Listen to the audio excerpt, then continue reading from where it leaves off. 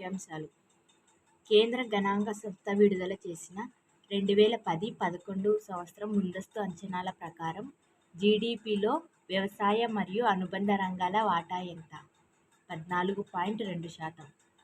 2001 జనాభా లెక్కల ప్రకారం వ్యవసాయ రంగం ఎంత శాతం మందికి ఉపాధిని కల్పిస్తున్నది? 58%. 2008-9 సంవత్సరంలో ఆహార ధాన్యాల ఉత్పత్తి రికార్డు స్థానంలో ఎన్ని మిలియన్ టన్నులకు చేరుకుంది? 234.4 మిలియన్ టన్నులు.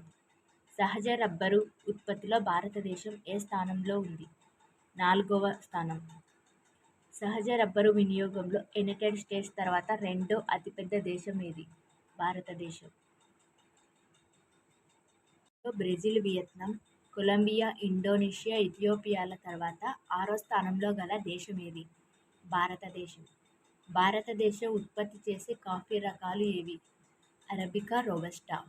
భారతదేశంలో కాఫీని ఎన్ని లక్షల హెక్టార్లలో సాగు చేస్తున్నారు? 3.99. EU ప్రధాన రాష్ట్రాలేవి? కర్ణాటక, కేరళ, తమిళనాడు.